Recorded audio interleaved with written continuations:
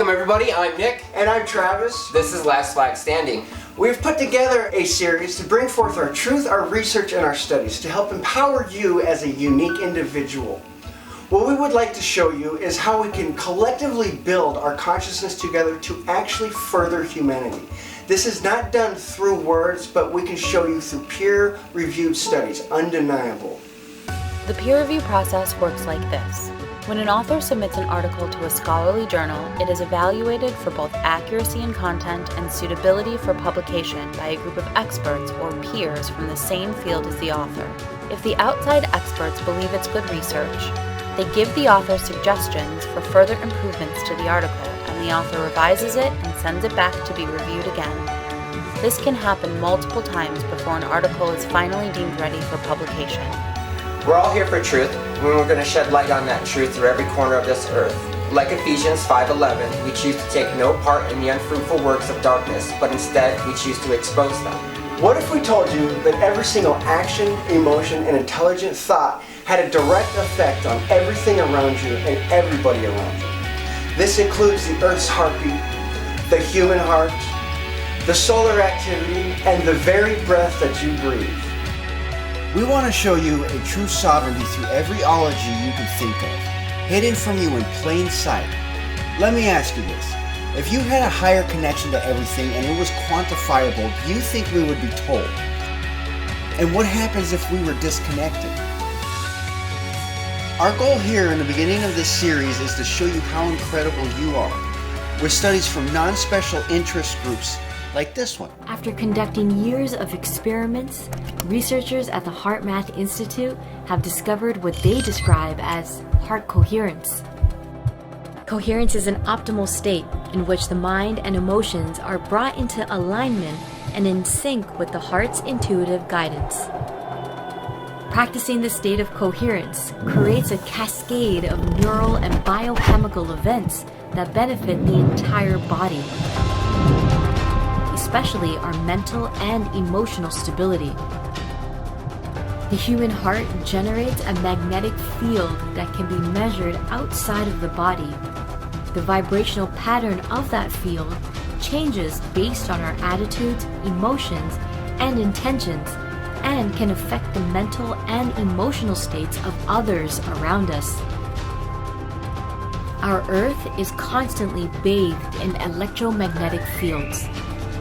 These fields affect and connect every living organism on the planet, human beings included. We are not only all swimming in a common vibrational field, but each of us are contributing our own positive or negative vibrations to the field, based on our thoughts, feelings, and interactions. And when you are in coherence, your heart resonates in the same frequency range as the Earth's magnetic field. When a group of people are in coherence together, this effect is magnified. Could large numbers of people synchronized in heart coherence generate a more coherent global field that can benefit others and help offset worldwide fear and incoherence? So what we are saying is that you are absolutely connected to everything. We have a few quotes to show you that will help support this hypothesis. If you want to find the secrets of the universe, think in terms of energy, frequency, and vibration. Nikola Tesla.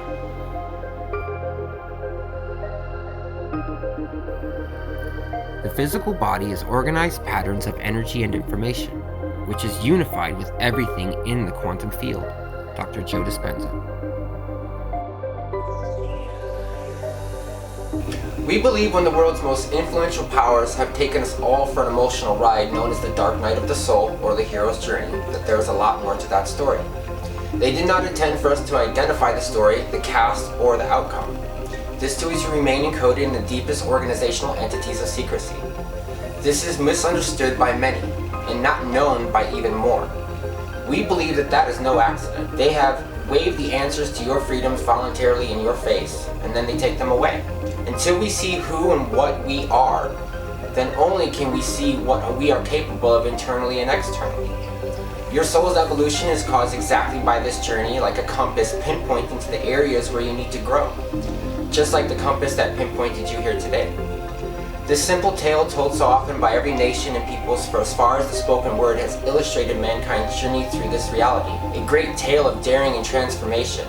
You can see this journey on the geopolitical stage outside of your homes as we speak. This awakening will continue to unfold with or without our acknowledgement, but surely it will not end until we see it for what it is and take the journey of transformation within ourselves and without our country. Mothers have lost sons and fathers have lost daughters over division. This division must be recognized for what it truly is, evil. At the very core of what good and evil are lays the identifying marks of each. Loving goodness will multiply and double itself, whereas evil divides and separates us just as that negative energy field would be expected to do. These vibrations have no concepts of good and evil, and they are merely playing the role given to that specific property. You would not get mad at a magnet for attracting or repelling, but they are one and the same. There is no morality aside from the one that we assign to it. This again is a human interpretation, just as vibration is to sound. The act of the observation is what makes us the creators of this reality and ultimately our destiny in the hero's journey. In the hero's journey, or the dark night of the soul that Nick speaks of, is an experience many of us have gone through. It shook us to our core. This experience can break you down to a point where nothing makes sense and feels like your very soul is dividing. You feel sick mentally, emotionally, and spiritually, with a lack of will to continue. When we get to this point, we have a choice to make. We can continue down this divisional path, which always ends up in chaos and disorder, or we can choose to break down everything to its very being to understand what is happening to us. Our priorities change almost immediately after trying to remedy this disconnection. Material or monetary things don't matter to you anymore, making a displeasing conversation for most. This continues on for us to question everything in our current reality. When we are weak, we learn at an extraordinary rate. When we learn of our disconnection, we reconnect to the field. It's like a veil is lifted from our eyes and seeing a whole new world for the first time. So the question is, what is it? Many cultures and ancient civilizations had a name for it. The Buddhists and Hindus called it Indra's net in their Vedic text written in Sanskrit. The Hopi Indians called it the web of life. The Romans called it the essence. Occultists call it elixir. 1800 scientists call it the ether. Some call it consciousness or the field. Physicists today call it the divine matrix or quantum entanglement. In 1945, a letter-bound manuscript was discovered called the Book of Thomas, an account from the disciple of Jesus, Thomas, who spoke of this very thing. It was never added to the Bible. I'm pretty sure we know why. Things of this nature were taken out of biblical text during the First Council of Nicaea, convened by Roman Emperor Constantine in 325 AD. So how do we know it's real? In 1997, the University of Geneva conducted an experiment shooting two identical photons 7 miles apart, photon A and photon B. Once they were in position, they stimulated photon A and immediately got a reaction at a photon B. The mind-boggling thing is they timed the reaction with an atomic clock. Photon B was stimulated at the same exact time as photon A, where their clock registered zeros on it. They discovered that they are infinitely entangled. A peer-reviewed study in 1992 by NASA Astrophysics Department sent shockwaves through the science community, proving that only 4% of the whole universe is actually matter. So to set the record straight, science academia is on a collision course with consciousness. This goes to show you that 96% of all space is not empty, proving that ancient cultures knew exactly what they were talking about.